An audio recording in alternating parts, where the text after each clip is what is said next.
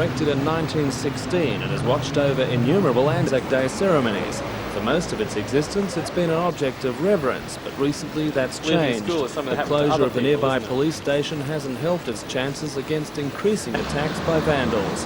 The RSL would like to see the statue and base mounted atop the cenotaph in Civic Park. In Newcastle, for it to move down to Civic Park, where it's considered to be more appropriate. I think people have realised that it's isolated where it is, and it's been subject to actions by vandals, and it's costing money to keep it in proper repair. Hundreds of dollars are spent each time the monument is damaged, and repairs aren't easy. The recently smashed rifle couldn't be replaced in stone. Moulded fiberglass was used instead. Mr. Geddes says the removal of the statue will not diminish its importance. I think originally the focal point of a city was the post office, and you might recall in Sydney the main monument's outside the post office, but that doesn't seem to be the appropriate situation now, and over the years practice has brought it down to the park, and that's appropriately where it should be. In any case, the statue is in danger of more neglect if it remains on Hunter Street. It's understood that the RSL is looking at changing the route of next year's Anzac Day March, starting on Queen's Wharf and bypassing the city centre altogether. They say the parade would be easier for older veterans, more accessible to spectators and more scenic.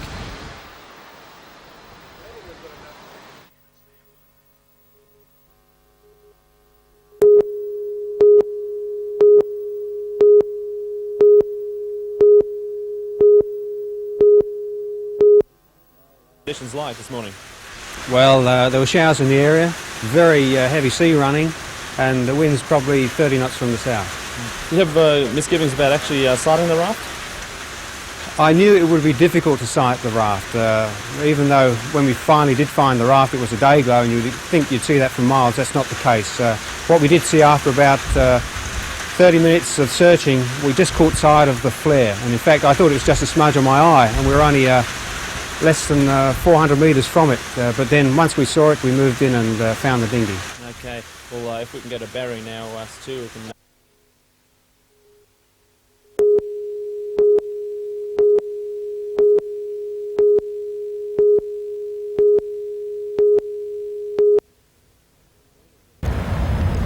The crew of the rescue helicopter say conditions off Port Stephens were at the extreme edge of their operational limits. Despite the heavy seas and winds gusting at 30 knots, crewman Barry Watson was winched down to the life raft. Well, the young bloke was quite okay. Dragged him out of the raft first of all, and just advising what we were going to do, and he was quite willing.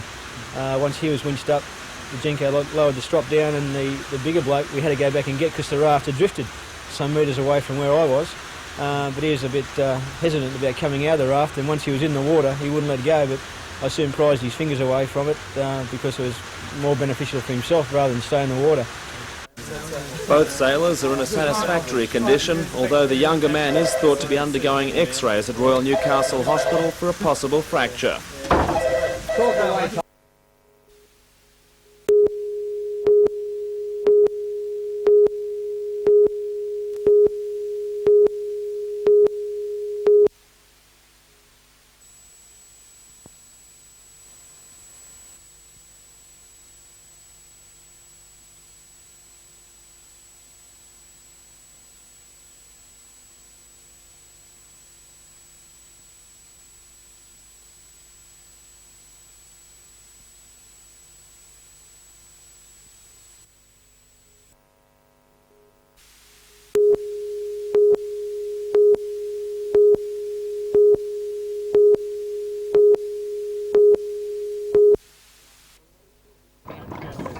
Last Sunday, 30 teams of horses, buggies and adventurers left Wilberforce near Sydney for the ride of a lifetime.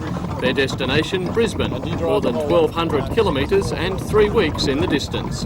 This is the official Bicentennial Harness Marathon, organised by the Australian Endurance Harness Drivers Association and funded by the New South Wales Bicentennial Council. The teams cover an average of 68 kilometres a day via quiet back roads, often with only a companion, the scenery and bemused locals for company. All bar one of the teams are travelling in light sulkies, the quickest and easiest of horse-drawn vehicles to manage. A much more demanding task, however, lies with the drivers of the only 4-horse carriage in the marathon, one of only several in Australia. Peter Bailey says it is not always easy motivating and controlling 4 strong-willed individuals. We've got 6 horses, and so it can be tricky at times, because they're always different temperaments and things like that. So it can be interesting, especially when you get some fresh ones at the front.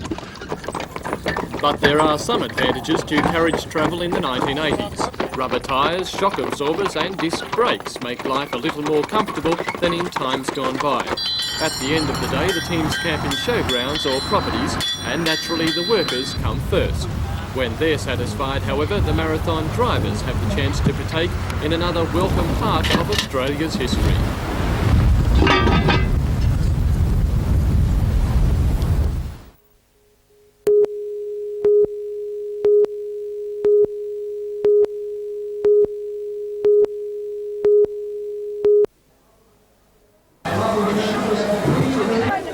Chase for the shopping dollar in Newcastle is on.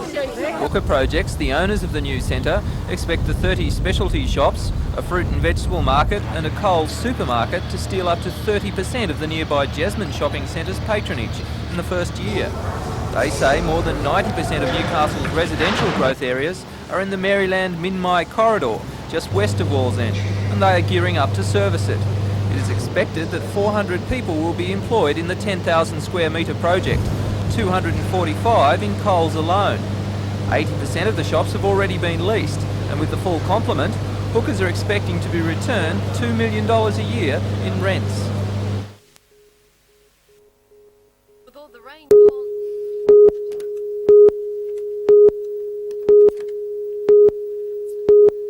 With the rain all but gone, the people turned out in droves. The Saleyards have been a thorn in the side of the council for some time and a problem it would prefer to be rid of. It has had ongoing disagreements with the lessees of the site over lease arrangements and maintenance costs, which now stand at around $170,000. The yards cost $1.3 million to move to their present site 2.5 years ago and returned $62,000 a year in rent. The council believes the capital could be better invested elsewhere and resolved to sell the facility. However, response to the council's advertising has been poor. Only 2 tenders have been made, both well below what the council hoped for. John Comerford Proprietary Limited has offered $505,000, while a second bid of $425,000 has been made by local businessman Mr J Lidbury. Both tenderers will appear before a special council meeting tonight, and it's expected Aldermen will accept the most attractive offer. A spectacular video presentation. Another 500 military personnel and their families and about 100 civilians are based at Singleton. The Army pours more than $20 million a year into the Hunter economy through wages and support of local businesses. First, there will be a casuarina planted today by Lord Mayor John McNaughton with the help of Sports Centre Trust officials and Bicentennial Exhibition Director Desmond Kennard. It will grow just inside a $120,000 chain wire fence, also permanent, to enclose the Sports Centre's new hockey complex. But as well, the travelling exhibition will leave behind thousands of people with lasting memories of the display. Foremost among them will be Bellbird miner John James, who was greeted at the gate by officials who explained that since he was the 750,000 millionth visitor, he and Mrs James could proceed for free. Tour director Desmond Kennard admits there have been problems, but his exhibition has found overwhelming acceptance. There are a few comments about the need to queue, but this is unfortunately a fact of life where there are large numbers. Some people have expected to see more about one particular aspect of history than another, but of course we've designed an exhibition really that goes around Australia, but there's something in it for everyone. But despite those criticisms, you're still happy with the job you did? I'm very, very happy indeed. I'm thrilled, and I think one aspect of this is the way in which the staff feed information through to me, and their impression is that there is a tremendous reception in every part of the country, and certainly here in Newcastle. But what do Hunter people think? First, the country folk. Well, I think it's terrific for the kids. It shows all sorts of our past and present and the future. Kids can themselves tell you what they think. It's good. It's good. I reckon it's excellent. And you've come a long way to see it too. Where from? Aberdeen. Aberdeen. And City Slickers, the kids from Gateshead. It's really good. It's worth the money. Yeah. I mean, it's the first time and the last it's going to be in Australia, so I was watching to see it now. And you're happy with it? Tonight at 9:30, the Bicentennial Travelling Exhibition will close here to move on with its 6 main themes depicting Australia's history and heritage, and a spectacular video presentation called Celebration of a Nation in a huge transportable theatre. Like it or not, let's face the fact that at $40 million, it's likely to be only one of a kind. It will end its long journey in Sydney on December the 18th.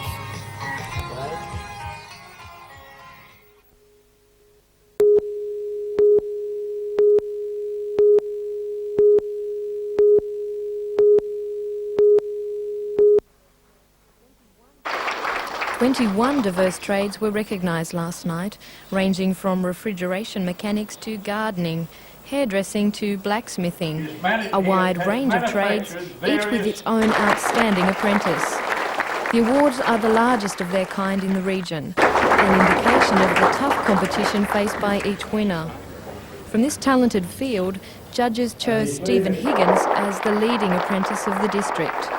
Stephen is employed by the Wyong Group Apprenticeship Limited as an automotive light mechanic.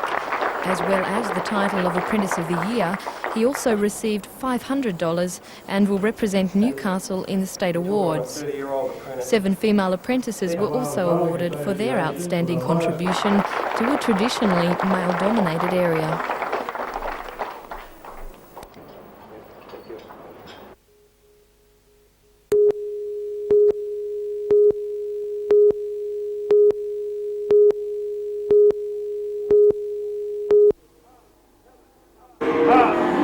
Council decided to sell the Saleyards some time ago. Mayor Peter Blackmore says although the facility is an integral part of the city, it is not necessary that council control it.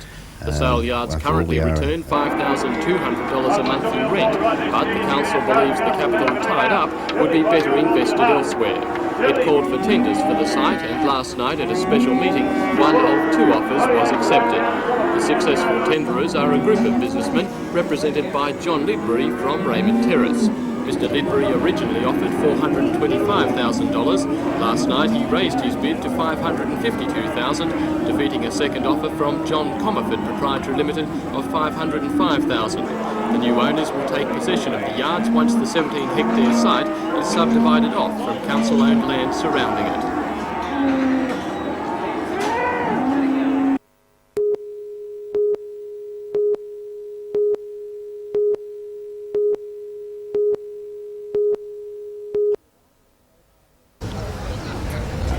The arrival of the mobile breast screening bus in Newcastle today will save the lives of thousands of Hunter women. Our region now has 200 new cases of breast cancer a year, and almost half of these will die. With breast screening providing early diagnosis and treatment, at least 50 of these deaths will be avoided. Well, it's the commencement of a completely new direction and a new opportunity for women to do something about healthcare themselves. It will be an important step in controlling the difficulties of breast cancer.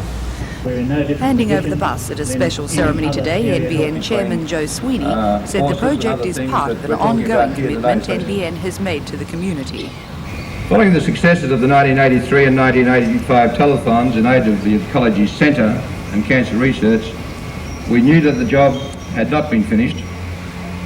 These telethons showed that the community had made their own commitment to solving and easing problems in the disease of cancer. For this amount of money and this outlay that it is going to help is quite amazing to me. It's not a small amount of money, but then again, at the end of the day, it's not a large amount of money for what the good is going to do.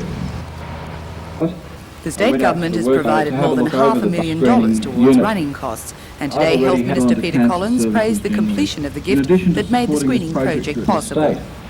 With such high-profile community support, it's a great pleasure for me to accept the mobile screening unit, which will play such a significant role in the reduction of breast cancer among women in the Hunter region. Beginning next year, the mobile unit will visit different centres in the region over a 2-year timetable, and initially women in the high-risk age group of 50 to 60 will be screened, although this will later be expanded. But Professor Forbes says women need not rush to have the test done. Breast cancer screening is important, it is not urgent. The frequency of screening is every year or two for most women. NBN will be announcing various details about this from time to time over the next year or so.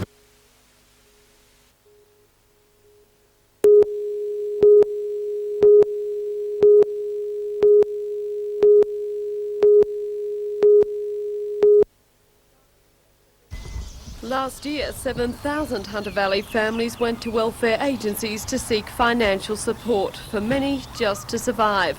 Some were living in department homes, some in caravans, a few in their cars.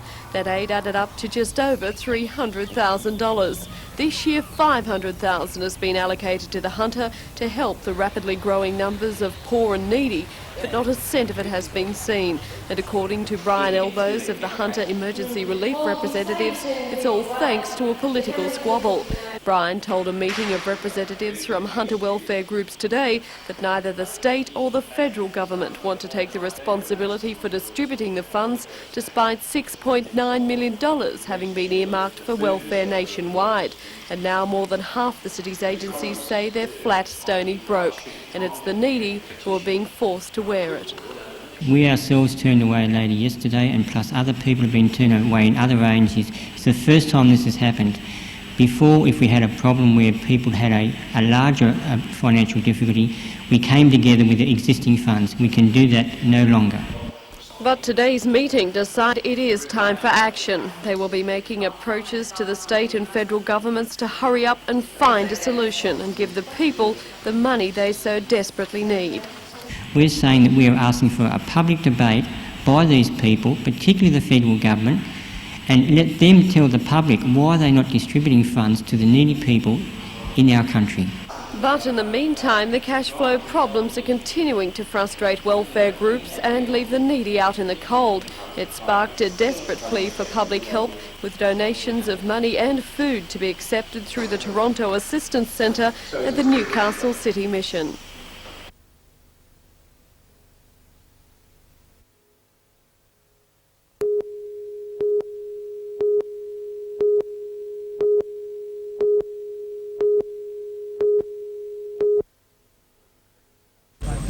Fleeting second this afternoon, the now notorious section of the Pacific Highway north of the Tea Gardens turnoff claimed 3 more lives.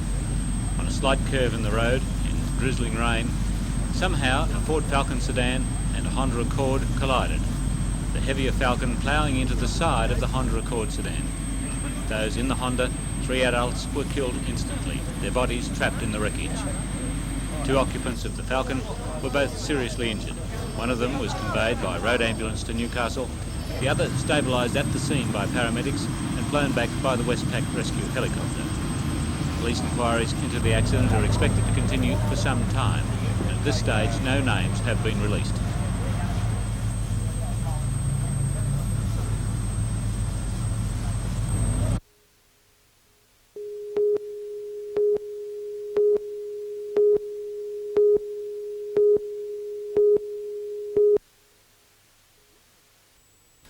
It usually takes a little under 2 days to pull down the exhibition, but because of muddy conditions, it's taken 3 days.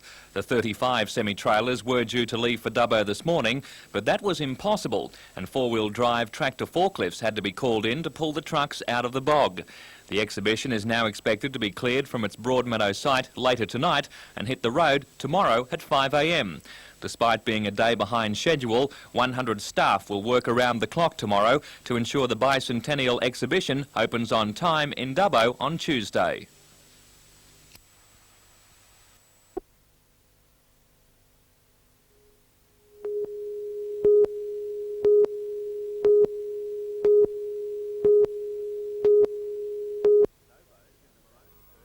Novos in the maroon skirts went into the game as underdogs, as they hadn't played for 5 weeks.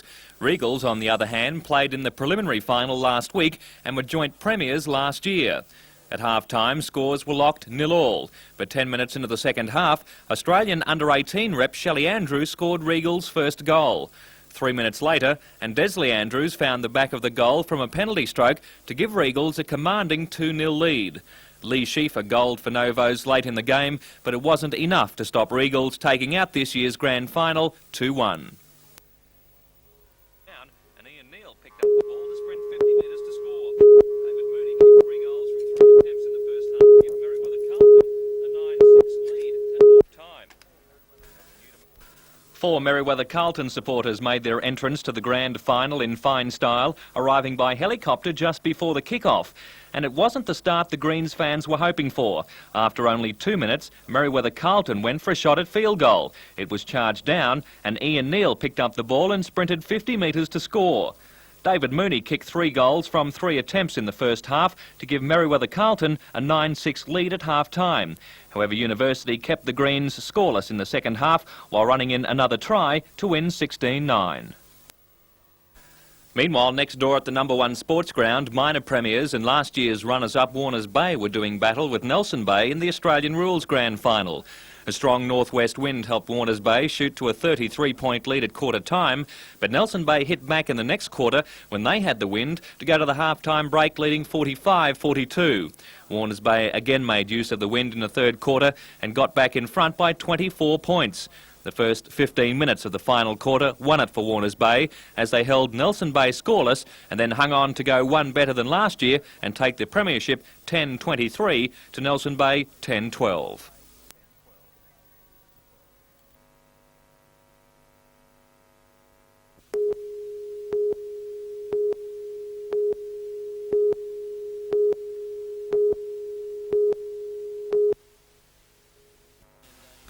Donna was expected to put in a better performance, but the 18-year-old wasn't pushed by the other swimmers and easily won the second heat in 4 minutes 47.57 seconds, nearly 2.5 seconds outside her Commonwealth record set in May. And Proctor is 10 metres away from the wall now from a win and I would say a final berth. Good performance from Donna Proctor. There's the Commonwealth record. Good swim in the heats. Donna Proctor, Australia, comes in first. In the very next heat, Brisbane's Jodie Clatworthy, despite being well behind first and second, swam fast enough to lop nearly a second from Donna's Commonwealth record. Donna goes into the final tomorrow afternoon as 7th fastest qualifier. She should improve considerably on her heat time with the better opposition in the final and could challenge for silver or bronze medal and win back her Commonwealth record.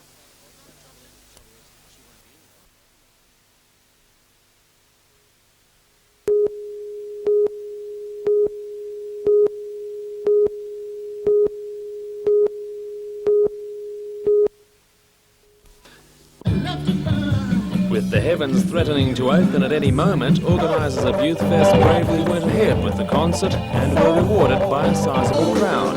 Music will be a big part of the week-long festival, but the program includes a wealth of cultural and contemporary activities.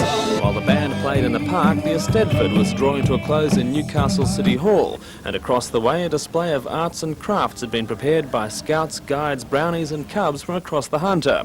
YouthFest coordinator Suzanne Moore says the festival will have even more to offer as the week unfolds.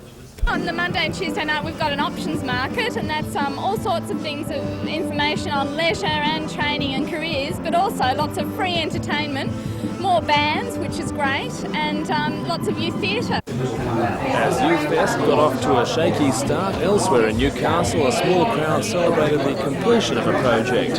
Member for Newcastle Alan Morris officially opened the Wallsend Railway Station Museum. The station was a neglected shell, scheduled for demolition to make way for a freeway when locals launched a project to move the building to a new site. Thanks to a 3-year CEP program, the building, dating back to 1876, is enjoying a new lease of life on the grounds of Wallsend High School.